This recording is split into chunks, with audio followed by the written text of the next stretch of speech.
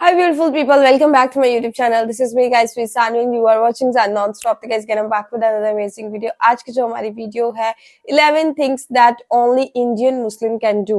ठीक है, और इंडिया के अंदर जो है वो ज्यादा तादाद में, पाकिस्तान से ज्यादा जो है वो इंडिया के अंदर मुस्लिम रहते हैं और उनकी वीडियोस और सारी चीजें हम लोग देखते हैं. They are very happy there ना. तो बोला जाता है कि वहां पे उनपे जुल्म होता है, ये वो. जब उनकी वीडियोस आती है वो बोलते हैं हम बहुत अच्छे से यहाँ पे रह रहे हैं, और उनको ये कहा जाता है कि आप पाकिस्तान चले जाए तो उनके वो बिग नो करते हैं कि भाई हमें पाकिस्तान नहीं जाना, हम यहाँ पर हैं, हम बहुत खुश है.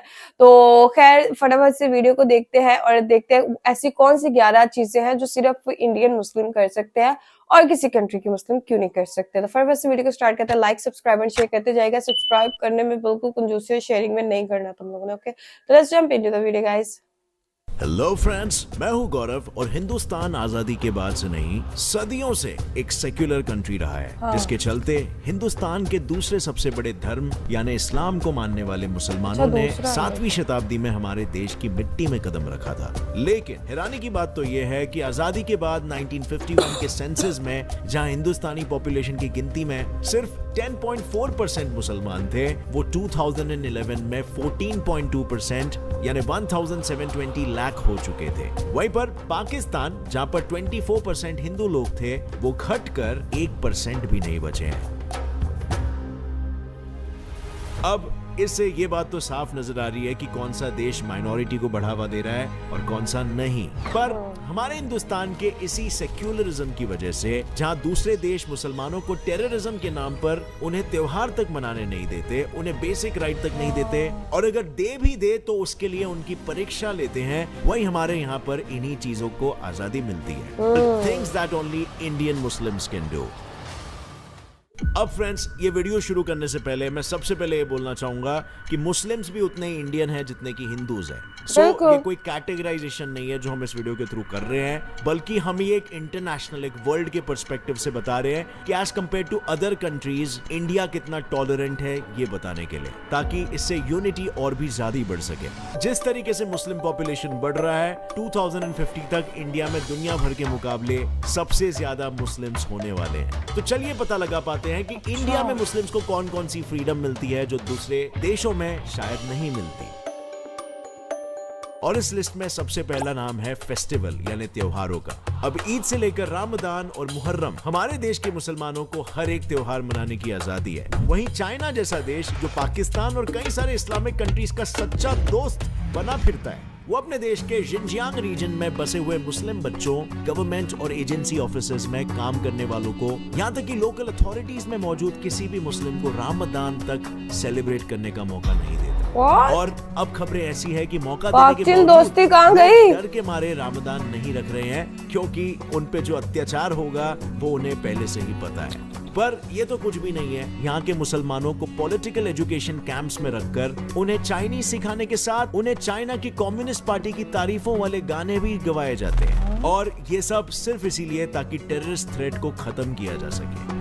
और आपको तो पता होगा कम्युनिज्म कोई भगवान में नहीं मानता है, तो कम्युनिस्ट गाने मुस्लिम्स को क्या सिखा रहे हैं, इस बात से आप खुद ही अंदाजा लगा सकते हो. लेकिन ये इकलौते नहीं है. डेनमार्क के घेटो नेबरहुड्स में, यानी वो जगह जहां लार्ज पॉपुलेशन ऑफ माइनॉरिटी रहती है, वहां रहने वाले बच्चों के लिए ये लॉ है कि वो हफ्ते में 25 घंटे अपने पेरेंट्स से दूर रहेंगे, और इस 25 घंटों में उन्हें डैनिश वैल्यूज, क्रिसमस और ईस्टर ट्रेडिशन सिखाया जाएगा. जिसका रीजन यही है कि ऐसा करके वो उन बच्चों के मन में सेक्युलरिज्म का बीज बोना चाहते हैं और टेररिस्ट थ्रेट्स को खत्म करना चाहते हैं. पर इसका ऑपोजिट हमारा इंडिया है, जिसके पास 3 लाख मस्जिद है, जहां जाकर ये अपने वैल्यूज और टीचिंग को फॉलो कर सकते हैं. और हैरान कर देने वाली बात तो ये है कि ये नंबर बाकी सारे मुस्लिम देशों से भी बड़ा है.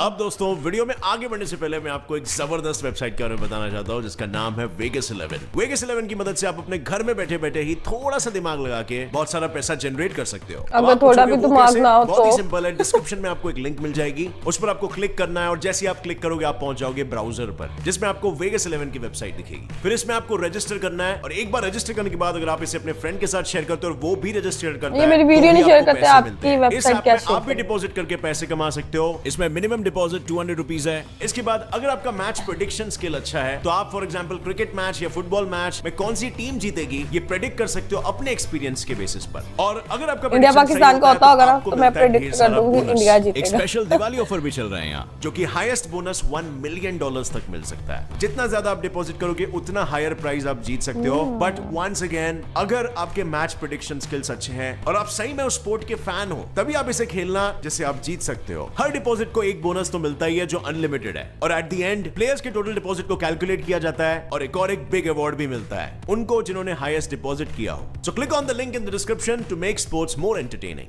अब बढ़ते हैं दूसरे पॉइंट पर, जिसकी झलक मैंने आपको वीडियो की शुरुआत में दी थी। तो अब इंडिया में हिंदू हो, मुस्लिम हो, क्रिश्चियन हो, सिख हो या कोई भी हो, सबको पासपोर्ट, जो हर सिटीजन के लिए एक बेसिक चीज है, उसके लिए अपने डॉक्यूमेंट्स देने होते हैं और पासपोर्ट तैयार। लेकिन पाकिस्तान जो एक मुस्लिम कंट्री है, वहाँ मुसलमानों को अपने मुसलमान होने का प्रूफ देना पड़ता है। मतलब कि वो प्रॉफेट मोहम्मद को कितना मानते हैं ये साबित करना होता है। और इसके लिए उन्हें वहां पर सारे सिटीजन से एक फॉर्म पर साइन करवाया जाता है, जिसमें ये लिखा होता है कि अहमदीज पाकिस्तानी नहीं है, और जो इस पर साइन नहीं करता उसे पासपोर्ट नहीं मिलता है।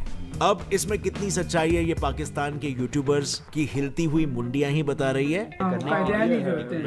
साइन करना होता है जिस पर लिखा होता है कि अहमद। लेकिन आपको ये भी बता दूं कि अहमदीज या अहमदियाज होते कौन है। वेल, अहमदीज पाकिस्तान में एक माइनॉरिटी है, और माइनॉरिटी के साथ साथ पाकिस्तान में अहमदीज को मुसलमान तक नहीं माना जाता। और ऐसा सिर्फ इसीलिए क्योंकि उनका ये मानना है कि मसीहा गुलाम अहमद प्रॉफेट मोहम्मद के मरने के बाद भी जिंदा रहे थे। लेकिन पाकिस्तानियों को इसका बिल्कुल उल्टा लगता है। तभी तो सन 1974 में इन्हें नॉन मुस्लिम डिक्लेयर कर दिया गया था, और तब से लेकर अब तक सारे पाकिस्तानियों को अपने मुसलमान होने का प्रूफ देना पड़ता है। पर अब अपने देश के बाहर निकलने का भी इन लोगों के पास कोई रास्ता नहीं है, क्योंकि पासपोर्ट बन भी गया तो क्या ही हो जाएगा जब दूसरी कंट्रीज इन लोगों को अपने देश में घुसने तक का मौका नहीं देगी। अब देखो, हमारे देश से जब कोई भी बाहर जाना चाहता है तो वो जा सकता है, और दूसरे देश बड़े प्यार से हमारे देश के लोगों को अपने कंट्री में रेपुटेशन अच्छी है। वहीं अमेरिका जैसे सेक्युलर देश में, जहां आपको दुनिया के सारे कंट्री से आए अलग अलग रंग, रूप, वेशभूषा, भाषाएं वाले लोग मिल जाते हैं, उसने 2017 में सीरिया से लेकर Libya, Iran, Iraq, Somalia, Sudan और येमेन, इन सारे ही कंट्रीज के मुस्लिम्स को अपने देश में मुस्लिम बैन लगाकर आने से बैन कर दिया था। और इसके पीछे का रीजन क्या था आपको पता है? वेल, इसका रीजन था टेररिज्म, जिससे अपने देश को बचाने के लिए एक्स प्रेसिडेंट डोनाल्ड ट्रंप ने ऐसा किया था, और जिसे अमेरिका के नए प्रेसिडेंट जो बाइडेन ने अपनी कुर्सी पर बैठकर पहले दिन ही हटा दिया। पर अब लोग इस बैन को हमेशा हमेशा के लिए भुला देने के लिए बिल पास करवाना चाहते हैं, जिससे फिर कभी भी कोई प्रेसिडेंट इस तरह के बैन ना लगा सके, और फिर कभी एक माँ अपने बच्चे से, एक भाई अपनी बहन से, एक बच्चा अपने परिवार से बस एक लॉ की वजह से बिछड़ ना जाए।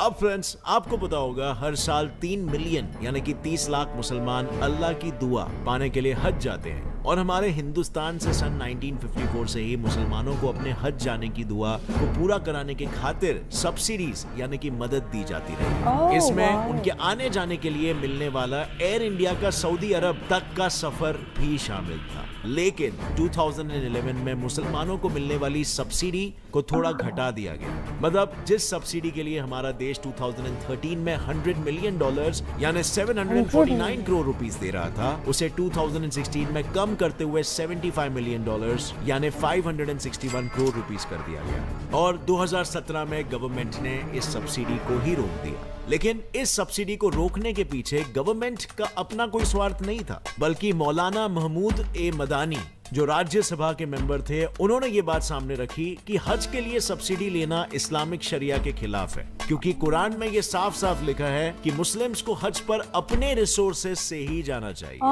कि हज सब्सिडी गैर जरूरी के मुसलमानों को दी जा रही, इसकी जरूरत नहीं है, क्योंकि हज को जाना है तो मैं बगैर सब्सिडी के भी जाऊंगा।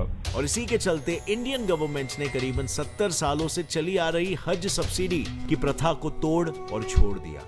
और आपको ये जानकर हैरानी जरूर होगी कि ये प्रथा सिर्फ इंडिया में ही फॉलो होती थी।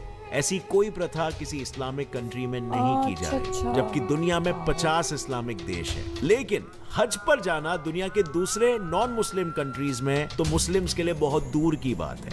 उन्हें तो अपने ही देश में अपनी मर्जी से जिंदगी बिताने का भी मौका नहीं दिया जाता। यानी कि जीरो फ्रीडम। अब दुनिया में अपनी तानाशाही के लिए बदनाम नॉर्थ कोरिया के किम जोंग उन की ही तरह चाइना ने अपने लोगों के लिए कोई कंपलसरी हेयर स्टाइलिंग का लॉ नहीं बनाया, लेकिन अपने देश के नॉर्थ वेस्टर्न रीजन के शिनजियांग में रहने वाले मुस्लिम्स के लिए इनका लॉ इतना स्ट्रिक्ट है कि वो बेचेहरे अपने मर्जी के कपड़े क्या अपनी मर्जी की दाढ़ी मूछें भी नहीं रख सकते। लेकिन चाइना अकेला नहीं है जिसने इनसे राइट्स को ऐसे छीन लिया है। दुनिया के कई देशों में जैसे कि ऑस्ट्रिया में फीमेल मुस्लिम्स को पब्लिक में बुर्का पहनना बैंड है। फ्रांस और बेल्जियम ने भी 2011 में पूरे फेस को ढकने वाले हिजाब को बैन किया था। वहीं नेदरलैंड्स, स्विट्जरलैंड, रशिया, बल्गेरिया और इटली में भी इस तरह के लॉ पास किए गए थे। और इसे देखकर तो यही लगता है कि बस हमारा इंडिया ही ऐसा देश है जो मेल और फीमेल दोनों को बराबर का राइट दिलाने के लिए, उनकी जिंदगियों को आसान बनाने के लिए, एजुकेशन से लेकर उनकी वोटिंग तक हर राइट के लिए उनके साथ खड़ा रहता है। जैसे इंडिया ने मुस्लिम औरतों के लिए मुस्लिम कम्युनिटी से लड़कर 2019 में ट्रिपल तलाक जैसी सदियों से चलती आ रही प्रथा को एक क्रिमिनल ऑफेंस घोषित कर दिया, जिससे हजारों लाखों महिलाओं की जिंदगियां बच पाई। और अब आगे बढ़ने से पहले एक सवाल, क्या आपको पता है इंडिया के टोटल नंबर ऑफ प्रेसिडेंट्स में से 5 प्रेसिडेंट्स मुस्लिम रह चुके हैं, जबकि शायद ही कभी पाकिस्तान में किसी हिंदू इंसान को इतनी ऊंची पोस्ट पर बैठाया गया होगा। और प्रेसिडेंट तो दूर की बात, कई इस्लामिक कंट्रीज में तो उनके किंग और प्रिंसी गवर्नमेंट की लगाम अपने हाथ में लेके बैठते हैं। मतलब लोग वोट करे या ना करे, देश की भागदौड़ इन लगाम थामे लोगों के हाथों में ही जाएगी। और ऐसे कंट्रीज में लेडीज का हाल तो इतना बेहाल होता है कि उन्हें वोट डालने तक का मौका नहीं दिया जाता। जैसे 2015 में पहली बार सऊदी अरब की वुमेन को वोटिंग करने का मौका मिला था, लेकिन तब भी उस देश के 1.35 मिलियन यानी कि 13.5 लाख आदमियों के मुकाबले में सिर्फ 1,30,000 औरतों ने वोटिंग किया था। इसी तरह अफगानिस्तान से लेकर पाकिस्तान और कतार के भी हालात कुछ ऐसे ही है, जहाँ पे औरतों को मर्दों के पीछे ही रखा जाता है। पर हमारे इंडिया में माइनॉरिटी होने के बावजूद भी मुस्लिम्स की सिर्फ सुनी ही नहीं जाती, बल्कि उन्हें हर हिंदू की तरह बराबर के वोटिंग राइट्स भी दिए जाते हैं, ताकि वो अपनी राय देश के आगे रख सके। पर फ्रांस जैसी कंट्री जहां 2016 में 29% फ्रेंच लोग मुस्लिम्स के लिए नेगेटिव व्यू रखते हैं, ऐसा सर्वे हुआ था, वहीं पर पिछले 6 सालों में हुए टेरर अटैक्स के चलते 2020 में ये नंबर 79% तक पहुंच गया था। और इन्हीं सब के चलते फ्रांस में मुसलमानों के ऊपर कई तरह के लॉज लगाए जाने का प्रेशर उन पर अब बना हुआ है। पर फ्रेंड्स, हमने दूसरे कंट्रियों के बारे में तो ये सब जान लिया।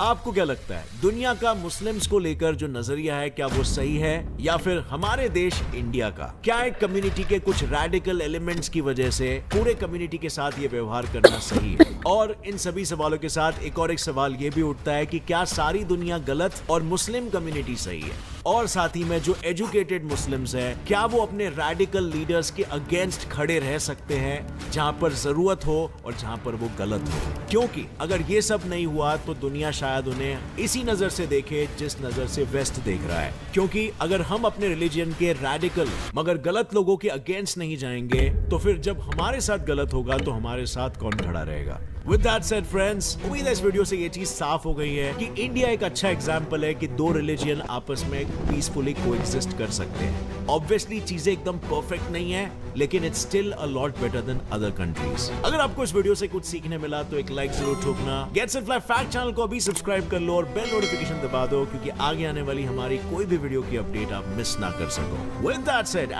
ओके गाइस, वीडियो तो वाकई बहुत इन्फॉर्मेटिव थी और बहुत अच्छी अच्छी बातें बताई।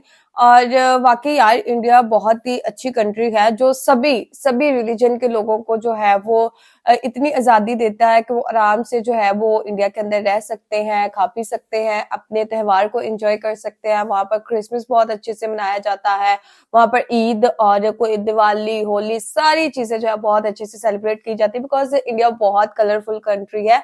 और वहां पर जो है वो ज्यादा रिलीजन के लोग भी जो है वहां पर, आप लोगों को पता है, रहते हैं और आजादी के साथ रहते हैं। बहुत अच्छी, बहुत इन्फॉर्मेटिव वीडियो थी। कुछ क्वेश्चंस जो है इन लोगों ने किए, कुछ क्वेश्चंस जो है वीडियो के लास्ट में जो है वो हुए, उनके आंसर आप लोग जरूर जो है कमेंट सेक्शन के अंदर दीजिएगा। लाइक करना है, सब्सक्राइब करना, दोस्तों के साथ इस वीडियो को शेयर करना है। तो चलिए गाइस, मिलते हैं नेक्स्ट वीडियो के अंदर। Bye bye.